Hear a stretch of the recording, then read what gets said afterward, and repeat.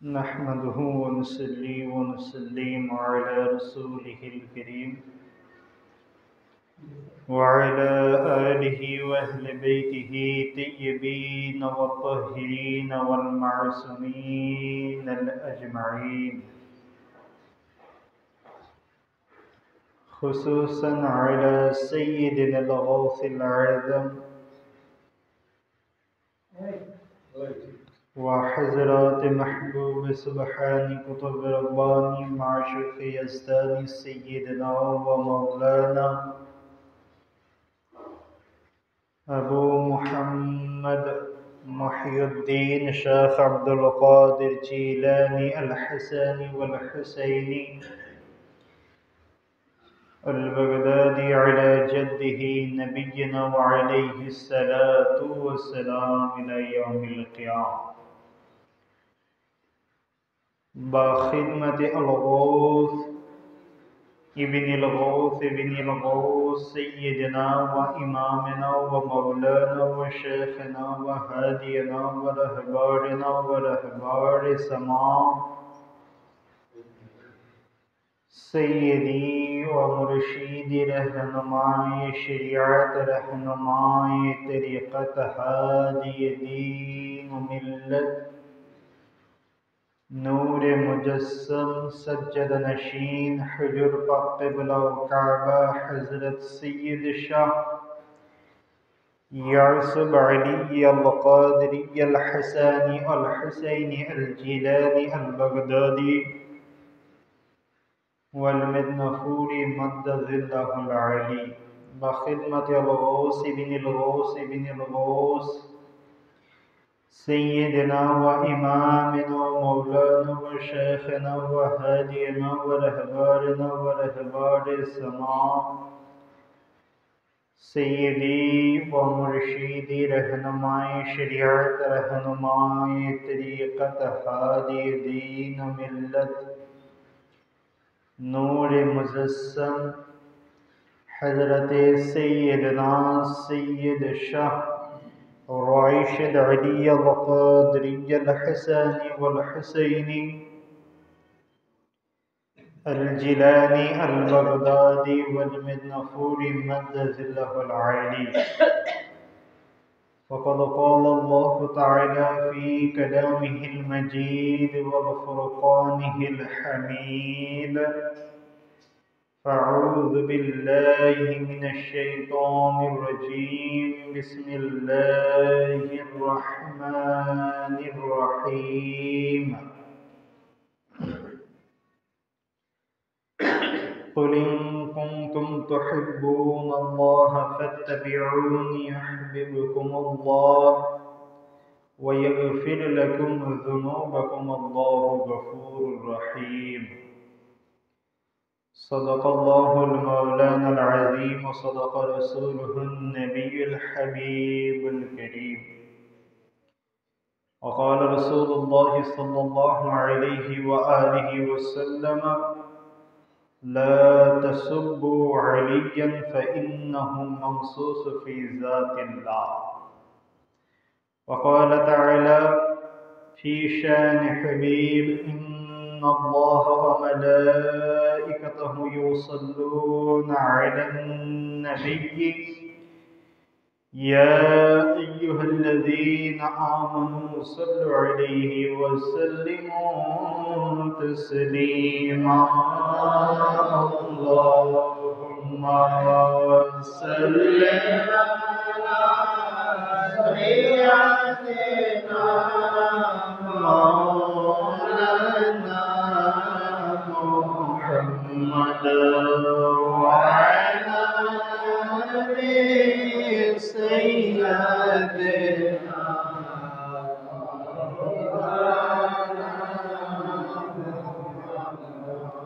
नूरे मतलब है पैगंबर या अली मुर्तज़ा और तुम हो उनके मज़हर या अली मुर्तज़ा अल्लाहुम्मा सल्ली अला सय्यदिना मौलाना मुहम्मद व अला आलि सय्यदिना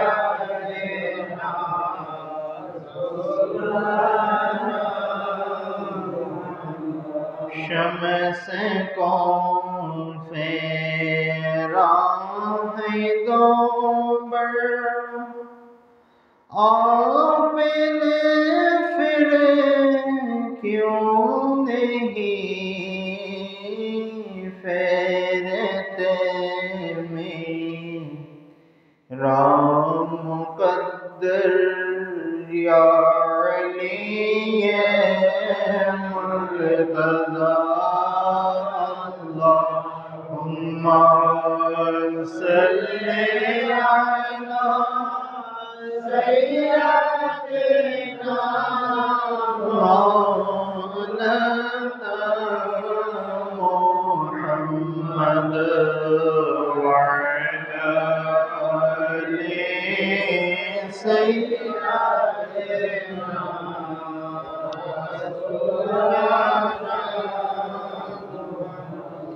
আলহামদুলিল্লাহ।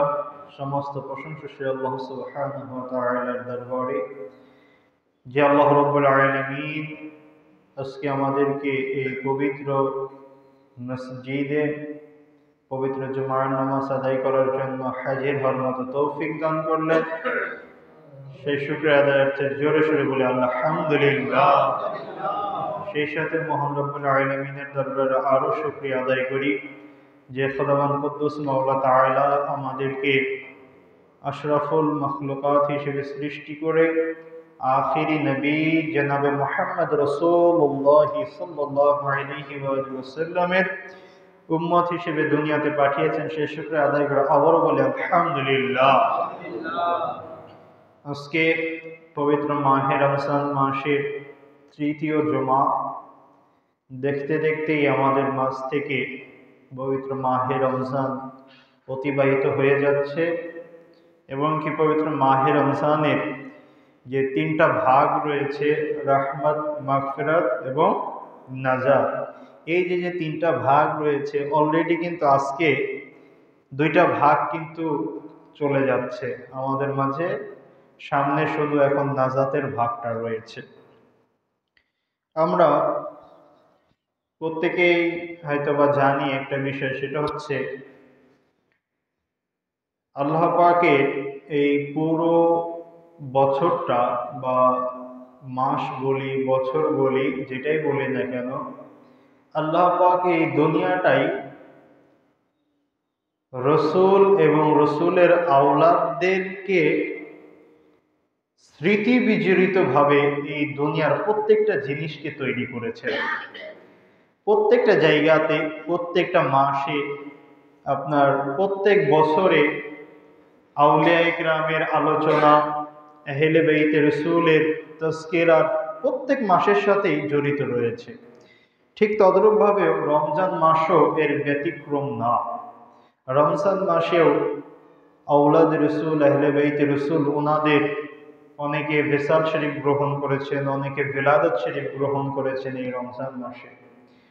তারই ধারাবাহিকতায় আপনার আজকে 20তম রোজা, 20 দিন গত হয়ে যাচ্ছে এবং কি আজকে মাগরিবের সময় থেকে 21শে রমজান শুরু হয়ে যাবে, 21শে রমজানের রজনী শুরু হয়ে যাবে। তাই ইসলামের ইতিহাসে এই 21শে রমজান মুসলমানদের জন্য একটা ঐতিহাসিক, হৃদয় বিদারক একটা দিবস। কেননা 21শে রমজানুল মুবারকে মুসলিম জাহানের ওসিয়ে রসুল হজরতে আলী ইবনে আবি তালিব আলাইহিস সালাতু ওয়াস সালামের ওনার শাহাদাত এই 21শে রমজানে ঘটে। খারিজিদের হাতে ওনার কতল হয়ে যাওয়া লাগে। তো এর অনেক আপনার ব্যাপক ঘটনা রয়েছে এই ওনার শাহাদাতের পিছনে। শুধু একটা জিনিস মনে রাখবেন যে যারাই দুনিয়াতে হককে প্রতিষ্ঠা করতে চেয়েছে, সত্যকে প্রতিষ্ঠা করতে চেয়েছে, ন্যায্য জিনিসটাকে দুনিয়ার বুকে যারাই প্রতিষ্ঠা করতে চেয়েছে, তারা কিন্তু দুনিয়াতে সুখে থাকতে পারে নাই, দুনিয়াতে সুখে থাকতে পারে নাই। তো রসুলের আওলাদ দুনিয়াতে ওনারাই এসেছেন হককে প্রতিষ্ঠা করার জন্য, ওনারাও কিন্তু এর ব্যতিক্রম হন নাই। ওনারাও কিন্তু রসুল এই ইসলামটাকে প্রচার করার জন্য দুনিয়াতে এসে বলার সাথে সাথে ইসলাম প্রচার হয়ে গেছে। রসুল বলেছে তোমরা আল্লাহকে এক হিসেবে মানো, সবাই কি মেনে নিয়েছে? কেউ কিন্তু এভাবে মেনে নেয় নাই। অনেক ত্যাগ তিতিক্ষার পরে, রক্ত ঝরার পরে কিন্তু দুনিয়ার বুকে ইসলামটা কায়েম হয়েছে। রসুল এই ইসলামের কথা বলেছে, মক্কার মুশরিকরা রসুলকে মজনুন, পাগল বলেছে, নাউজুবিল্লাহ। রসুল ইসলামের কথা বলেছে, তায়েফের ময়দানে রক্তাক্ত অবস্থাতে ফেরত এসেছে। রসুল ইসলামের কথা বলেছে, উহুদের জমিনে ওনার দান্দান মুবারক শহীদ হয়ে গেছে। সুতরাং এই ইসলামটা কিন্তু এমনি এমনি প্রতিষ্ঠা হয় নাই। তো ওনারা দুনিয়ার বুকে ইসলামটাকে প্রতিষ্ঠা করার জন্য এসেছেন। ওনারা কেউই দুনিয়া থেকে সুন্দরভাবে, সুখীভাবে দুনিয়া থেকে কেউ যেতে পারেন নাই। আওলাদ রসুলের, আহলে বাইতের রসুল যারাই রয়েছেন, রসুলের পাক সাল্লাল্লাহু আলাইহি ওয়াসাল্লাম থেকে শুরু করে আপনার ইমাম হুসাইন আলাইহিসসালাম এবং আওলাদ রসুলেরা অনেকেই আপনার বিভিন্ন জায়গাতে বিভিন্ন সময় তারা এইভাবে নানা ধরনের নির্যাতনের শিকার হয়েছে। মা খাতুনে জান্নাত পাক বলেন শাহাদাতের মর্যাদা লাভ করেছে। মৌলা আলী, উনাকে কুফার মসজিদে শহীদ করে দেওয়া হয়েছে। ইমাম হাসান আলাইহিস সালাম, উনাকে বিষ প্রয়োগে শহীদ করা হয়েছে। ইমাম হুসাইন, উনাকে কারবালার জমিনে শহীদ করা হয়েছে। সুতরাং বোঝা যাচ্ছে যে ওনাদের জীবনটা এত সহজ ছিল না। তো আপনারা জানেন, ঘটনা শুনে থাকেন, হয়তোবা শুনেছেন আপনারা, যে মাওলা আলী আলাইহিসসালামের যে কাতেল ছিল, অর্থাৎ ওনাকে যে ব্যক্তি হত্যা করেছিল, তার নাম ছিল আব্দুর রহমান ইবনে মুলজিম খারেজি। সে খারেজি সম্প্রদায়ের অন্তর্ভুক্ত ছিল। আমরা যেমন কাদরিয়া তরিকাকে অনুসরণ করি, এই জন্য আমাদের দেখবেন যে নামের সাথে কাদরি ব্যবহার করা হয়, হয় কিনা? নামের সাথে কি ব্যবহার করা হয়? কাদরি। কেন? কারণ আমরা কাদরিয়া তরিকাটাকে অনুসরণ করি। আর আব্দুর রহমান মুলজিম, ওর মূল নাম আব্দুর রহমান ইবনে মুলজিম, আর ও খারেজি সম্প্রদায়ের হওয়ার কারণে ওর নামের সাথে খারিজি শব্দটা লেখা হয়েছে। আর খারেজি কাদেরকে বলা হয়? যারা ইসলাম থেকে বের হয়ে গেছে, ইসলামের শরীয়তের মধ্যে যারা নাই, তাদেরকে বলা হয় কি? খারেজি। তো এই ব্যক্তির এই ব্যক্তি সহ আরো দুইজন, এরা একদিন আপনার একটা প্ল্যান করেছে। কি করেছে? যে তারা তিনজনকে আপনার শহীদ করে দেবে। তার মধ্যে অন্যতম হচ্ছে মাওলা আলী আলাইহিসসালাম। তো ওনাকে আপনার শহীদ করে দেওয়ার জন্য দায়িত্ব নিয়েছিল আব্দুর রহমান ইবনে মুলজিম। সে কুফার বাইরে বসবাস করত। তো বসবাস করার ফলে তো ওনাকে যেহেতু শহীদ করতে হবে, সেহেতু তো কুফাতে তো আসতে হবে। আমি একটা কাজ করব, সেই কাজটা যেই জায়গাতে গিয়ে করতে হবে, আমাদেরকে ওই জায়গাতে তো অবশ্যই যেতে হবে। তো আব্দুর রহমান ইবনে মুলজিম ও দেখলো যে আমি বাইরে থেকে ওনার কোনো ক্ষতি করতে পারবো না, এই জন্য সে কি করলো? কুফাতে চলে গেল। কুফাতে গিয়ে আপনার সে বিয়ে করলো। কুত্তাম নামে একজন রমণীকে সে বিবাহ করে। তো বিবাহ করার ফলে তো আপনারা জানেন যে বিয়ের মধ্যে আপনার যে ছেলে বিয়ে করে সে কিন্তু মোহরানা আদায় করে কিনা?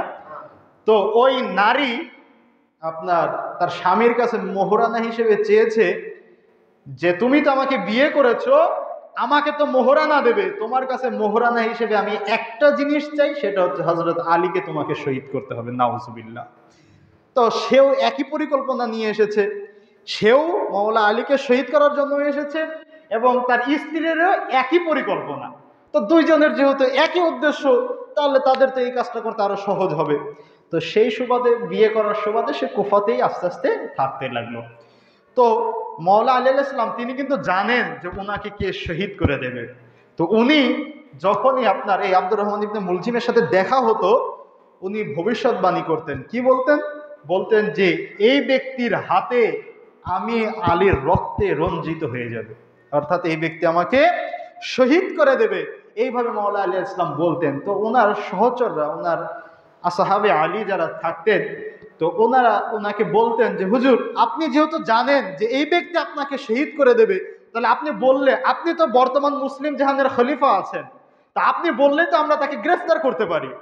তো তখন মাওলা আলী ইসলাম বলতেন যে না, কেউ কোনো অপরাধ করার আগে তাকে শাস্তি দেওয়া আমাদের পক্ষে সম্ভব না।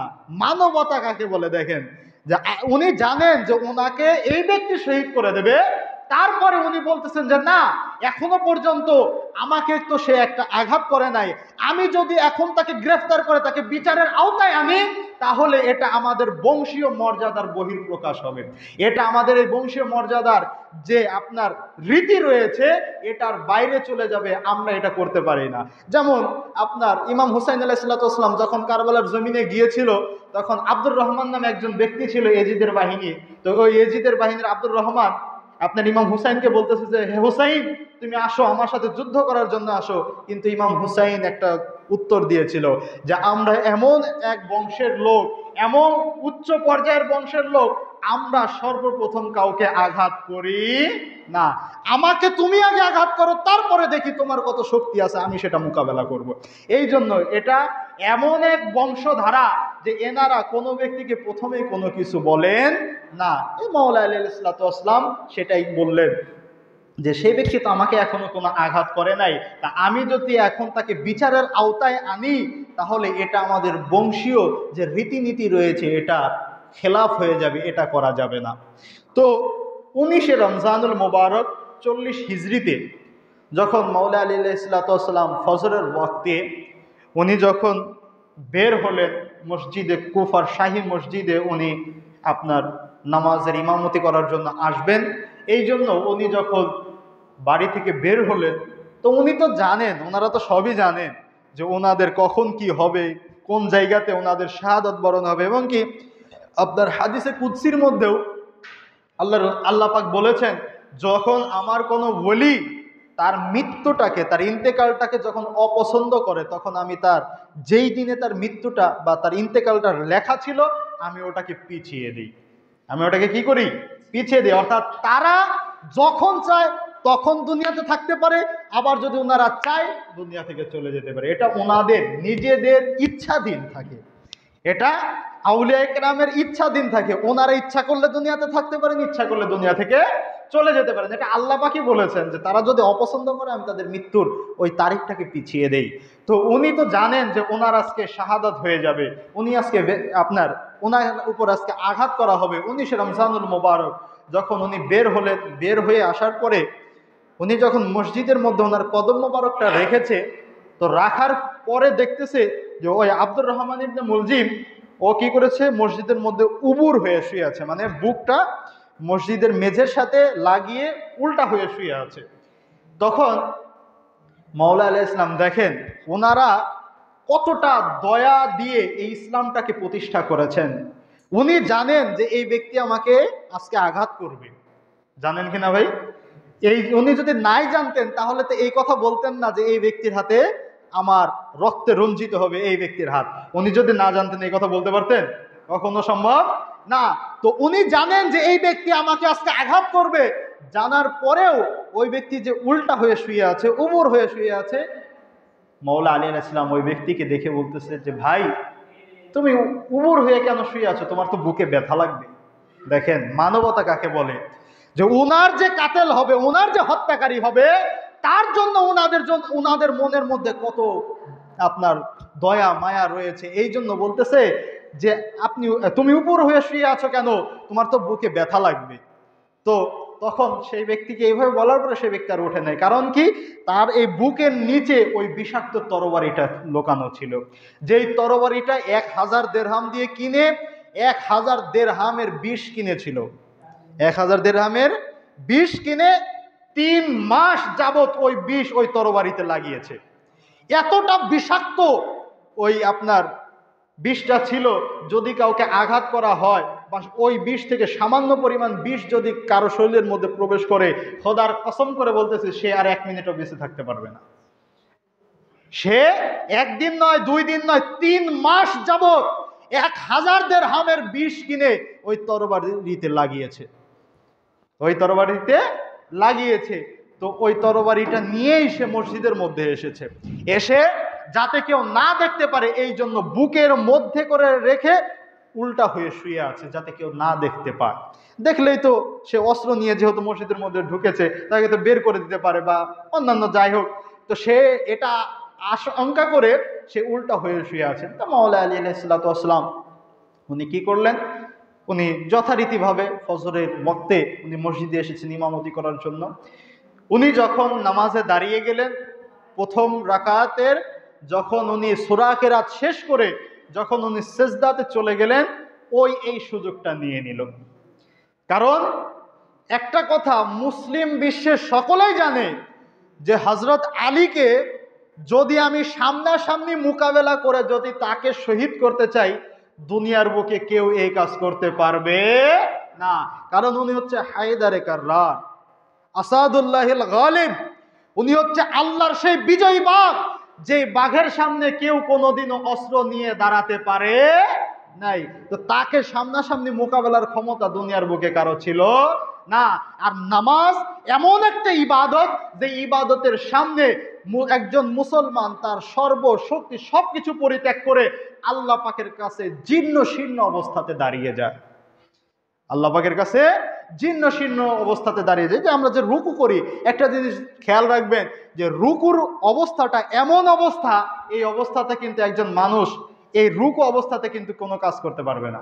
সবচাইতে আপনার কমজোরি পজিশন হচ্ছে এটা, যে রুকুতে যখন আপনি চলে যাবেন তখন আপনি এতটা বিনয়ী হয়ে গেছেন যে আল্লাহর দরবারে আপনার মাথাকে আপনি ঝুঁকে দিচ্ছেন, আল্লাহর দরবারে আপনার মাথাটাকে ঝুঁকে দিচ্ছেন, যে আল্লাহর দরবারে ঝুঁকে গিয়ে আপনি আল্লাহর দরবারে ফরিয়াদ করছেন, আল্লাহর প্রশংসা করতেছেন, আল্লাহর দরবারে সেজদায় লুটে যাচ্ছেন। তো এটা হচ্ছে সমস্ত প্রকারের আমিত্বকে বিসর্জন দিয়ে আপনি এই ইবাদতে দাঁড়িয়ে গেছেন। তো মাওলা আলী আলাইহিসসালাম উনি এই যখন সেজদাতে চলে গেছেন, এই সুযোগেই ওই ব্যক্তি কি করেছে, ছুরিটা বের করে, তার ওই তলোয়ারটা বের করে ওনার পিছন থেকে ওনার মস্তক মোবারকে আঘাত করেছে। ছুরি আপনার তলোয়ারটা এত বড় ছিল এবং এত বিষাক্ত ছিল এবং এত ধারালো ছিল যে যখনই একটা আঘাত করেছে, আঘাত করার ফলে পিছন থেকে আঘাত করার ফলে একদম এই আপনার ললাট মোবারক পর্যন্ত, ওনার এই পর্যন্ত একদম ছুরি আপনার তলোয়ারটা গেঁথে গেছে একদম। যখনই ওনার মস্তক মোবারকে এইভাবে আঘাত করেছে, এবং মাওলা আলাইহিসসালাম আর একটা ভবিষ্যৎবাণী করতেন ওই ব্যক্তিকে দেখে, যে মাওলা আলাইহিসসালাম ওনার এই দাড়ি মোবারকটাকে উনি হাত দিয়ে বলতেন যে যখন আমাকে আঘাত করা হবে আমার রক্তে আমার দাড়ি মোবারক আপনার ভিজে যাবে, এইভাবে উনি ভবিষ্যৎবাণী করতেন। তো ওনাকে যখন আঘাত করা হয়, রক্তে মসজিদের মেহরাব ভেসে যাচ্ছে, এবং কি এই মাথার রক্তে ওনার যে ভবিষ্যৎবাণী ছিল এই দাড়িটা আপনার সম্পূর্ণ রক্তে লাল হয়ে গিয়েছে। তো ওনাকে যখন এইভাবে আঘাত করেছে, তা আঘাত করার পরে যেহেতু আঘাত করেছে, লোকজন তো সবকিছু টের পেয়ে গেছে, বুঝে গেছে যে ওনার প্রতি আঘাত করা হয়েছে। তো সঙ্গে সঙ্গেই আপনার ওই ব্যক্তিকে যেই ধরতে যাচ্ছে তাকেই ওই ব্যক্তি ছুরি দ্বারা আঘাত করতেছে। তো এক পর্যায়ে তাকে যখন ধরা হলো, মাওলা আলী আলাইহিসসালাম ওসিয়ত করলেন। দেখেন যে মানবতা কাকে বলে, দেখেন যে ওসিয়ত করলেন কি, যে যদি আমি বেঁচে যাই, যদি আমি কি হই, বেঁচে যাই, তাহলে এর বিচার আমি নিজে করব। এর বিচার কে করবে? মাওলা আলী নিজে করবে। আর বলতেছেন যদি আমি এই আঘাতেই যদি ইন্তেকাল করি, বেসাল শরীফ গ্রহণ করি, আমার এই আঘাতে বা আমাকে শহীদ করার ফলে তার জন্য যতটুকু শাস্তি তাকে ততটুকুই দেবে, তার বেশি বিন্দু পরিমাণ তাকে দেবে না। তাকে খাবার জন্য যে পানি দেওয়া হয় এটা বন্ধ করবে না, তাকে যে খাবারটা দেওয়া হয় এটা বন্ধ করবে না। একজন কয়েদি, একজন যে কয়েদি থাকে তাকে খাবার দেওয়া হয় না, তাকে খাবার দেওয়া হয় কিনা? তো এই যে খাবারটা তোমরা হয়তো বা মনের আক্রোশে, মনের মধ্যে তোমাদের একটা ব্যথা থাকতে পারে যে এই ব্যক্তি আমাদের মৌলাকে কতল করেছে, এই ব্যক্তিকে আমরা খেতে দেব না, এমনটা যেন না হয়। তাকে যতটুকু শাস্তি সে পাবে তাকে ততটুকু দেবে, তার চাইতে বিন্দু পরিমাণ শাস্তি তাকে বেশি দিবে না। এটা উনি ওসিয়ত করে গেলেন। তো উনি তো বলতে পারবেন যে এই ব্যক্তিকে এখনো কতল করে ফেলো, বলতে পারতেন না? বলতে পারতেন কিনা? কিন্তু ওনারা মানবতা এই দুনিয়ার বুকে প্রতিষ্ঠা করার জন্য এসেছেন। ওনারা যদি ইনসাফের বাইরে কাজ করেন, দুনিয়াতে ইনসাফ প্রতিষ্ঠা করবে কে? অন্যকে প্রতিষ্ঠা করতে পারবে? কখনো সম্ভব না।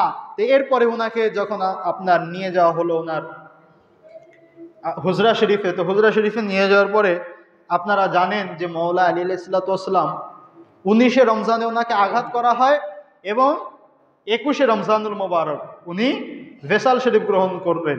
এখন একটা জিনিস আমাদের চিন্তার বিষয়, সেটা হচ্ছে যেই তরবারির বিষ মাখানো ধারালো তরবারি দিয়ে কাউকে আঘাত করলে সে সাথে সাথে মারা যাবে, সেই বিষাক্ত তরবারির আঘাতে মওলা আলী আলাইহিসসালাম 19 থেকে 21 রমজান পর্যন্ত কিভাবে জীবিত থাকলেন?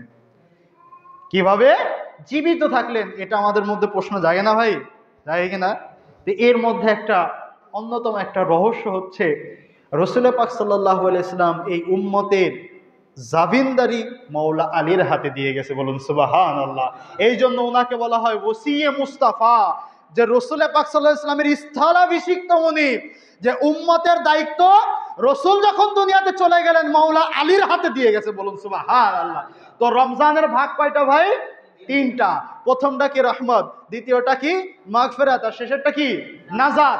এই যে 3টা ভাগ, এই 3টা ভাগের প্রথমে আপনি রহমতকে হাসিল করলেন, দ্বিতীয়তে আপনি মাগফিরাতকে হাসিল করলেন, তারপরে গিয়ে আপনি নাজাত অর্থাৎ মুক্তিটাকে হাসিল করলেন। তো রাসূল এই উম্মতের জামিনদারি মওলা আলীর হাতে দিয়ে গেছেন। তো মওলা আলীর হাতে যদি এই উম্মতের জামিনদারিটা দেওয়া থাকে, তো উম্মত তো মাগফিরাত পর্যন্ত এসে ঠেকে গেল। 19 রমজান মাগফিরাতের ভাগের মধ্যে না? তো মওলা আলী যদি ওই দিনে ভেসাল শরীফ গ্রহণ করেন, তো উম্মত তো মাগফিরাতে এসে ঠেকে গেল, নাজাত আর উম্মতের ভাগ্যে নসিব হলো না। তো উনার হাতে যেহেতু উম্মতের দায়ভার দেওয়া হয়েছে, উনি কি করলেন? এই উম্মতের জন্য উনার শাহাদাতটাকে আরো 2 দিন পিছিয়ে উনি 21শে রমজানে ভেসাল শরীফ গ্রহণ করলেন, উম্মতকে বাঁচানোর জন্য। উম্মতকে বাঁচানোর জন্য। যে আমি কিন্তু আগে একটা কথা বলেছি যে আল্লাহ পাক হাদিসে কুদসির মধ্যে বলেছেন যে আমার আউলিয়া ইকরাম যদি চায় তাদের মৃত্যুটা, তাদের ইন্তেকালটা আমি কিন্তু পিছিয়ে দেই। তো এটা নিয়ে হয়তো অনেকে ভাবতে পারেন যে বাঁচা মরা তো আল্লাহর হাতে। বাঁচা মরা কার হাতে? আল্লাহর হাতে। তাহলে উনি কিভাবে ওনার শাহাদাতটাকে পিছালেন? হ্যাঁ, এই জন্য ভাই একটা কথা মনে রাখবেন, ওনারা এমন জাত, এমন সত্তা, ওনার উপরে উম্মতে মুহাম্মাদির সমস্ত দায়ভার ওনার উপরে দিয়ে গেছেন আল্লাহ রাসূল। তো উনি কি করলেন? উম্মত যেন মাগফিরাতে ঠেকে না যায়, নাজাত পর্যন্ত যেন উম্মত যেতে পারে, এই জন্য ওনার শাহাদাতটাকে উনি নাজাতের ভাগে নিয়ে গেলেন। নাজাতের ভাগ এসে গেল, উনি শাহাদাত বরণ করলেন। এবং কি ওনার এই শাহাদাতের পরবর্তীতে অনেক ঘটনা রয়েছে। ওনার মাজার শরীফ নিয়ে অনেক ঘটনা রয়েছে। ওনার ওসিয়ত ছিল যে ওনাকে যেন গোপনে দাফন করা হয়, কারণ ওনাকে শাহাদাত করা হয়েছে, ওনার মাজার শরীফের যে বেইজ্জতি করা হবে না তার কোনো গ্যারান্টি ছিল না। যেমন ইমাম হাসান আলাইহিসসালামকে যখন রাসূলের পাক সাল্লাল্লাহু আলাইহি ওয়াসাল্লামের পাশে যখন দাফন করার জন্য নিয়ে যাওয়া হয়েছিল, ওনার ওই কাফন মোবারকের ওপরে এত তীর মারা হয়েছিল যে আর একটা তীর মারার মতো জায়গা ছিল না। আওলাদ রাসূলের সাথে এতটা আপনার নির্মম ইতিহাস ঘটেছে। এই জন্য মওলা আলী আলাইহিসসালাম ওনারা তো সবই জানেন, এই জন্য উনি বলেছিলেন যে আমার এই তাবুত মোবারকটা, আমার এই দেহ মোবারকটার জন্য গোপনে একটা জায়গাতে দাফন করা হয়। এই জন্য আপনার কুফা থেকে 80 কিলোমিটার দূরে নাজাফের জমিনে মওলা আলী আলাইহিসসালামকে দাফন করা হয়। পরবর্তীতে এটা বাদশাহ হারুনুর রশিদের যুগে এটা আপনার ওনাকে যখন উনি এটা জানতে পারেন যে এই জায়গাতে মওলা আলী আলাইহিসসালামের মাজার শরীফ রয়েছেন, পরবর্তীতে উনি এখন আমরা যেভাবে দেখতে পারতেছি এটা উনি এইভাবে তৈরি করে দিয়ে গেছেন। এই জন্য সর্বশেষ একটা হাদিস শরীফ বলে শেষ করে দিব, সেটা হচ্ছে মওলা আলী উনি কেমন সত্তা, ওনার জাত কেমন। আপনার মুস্তাদরাক আলা সহিহাইন কিতাবের মধ্যে এখানে হাদিস শরীফ এসেছে, আরো অনেক কিতাবের মধ্যে এসেছে, সময় সংক্ষিপ্ত। যে হাদিস শরীফটা হচ্ছে যে আপনারা জানেন যে মুয়াবিয়া মওলা আলীর সাথে এতটাই দুশমনি করেছে যে আপনার প্রত্যেকটা মসজিদের মধ্যে জুমার দিনে মওলা আলীকে কিন্তু গালি দেওয়া হতো। এই ঘটনা আপনারা জানেন কিনা? যে মওলা আলীকে গালি দেওয়া হতো। আর রাসূল জানেন যে আমার আলীকে এই আমার নামধারী উম্মতেরা মসজিদের মেম্বারে বসে গালি দেবে। জানেন কিনা? রাসূল এটা জানেন কিনা?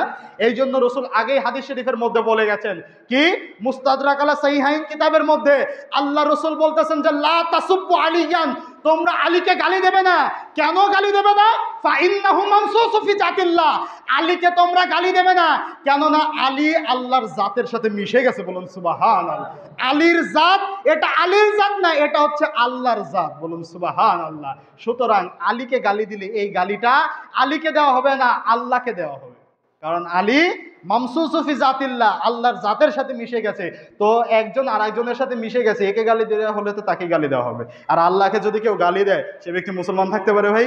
কখনো সম্ভব না। এই জন্য এই মহান সত্তা মাওলা আলী আলাইহিস সালাম। আর একটা জিনিস অবাক করার বিষয়, সেটা হচ্ছে দেখেন, আজকে আমাদের এই মুসলিম জাহানের মধ্যে আমরা ইলম অর্জন করে এত বাহাদুরি করি, এত কিছু করি, কিন্তু একটা জিনিস মনে রাখবেন, আল্লাহ রাসূল বলেছেন যে আনা মাদিনাতুল ইলমি ওয়া আলিয়ুন বাবুহা, আমি হচ্ছি জ্ঞানের শহর আর আলী হচ্ছে তার দরজা। ফামান আরাদাল ইলম ফালিয়াতিল বাব, যদি কেউ ব্যক্তি জ্ঞান শিখতে চায়, জ্ঞান অন্বেষণ করতে চায়, ফালিয়াতিল বাব, সে যেন ওই দরজা অর্থাৎ আলীর কাছে আসে।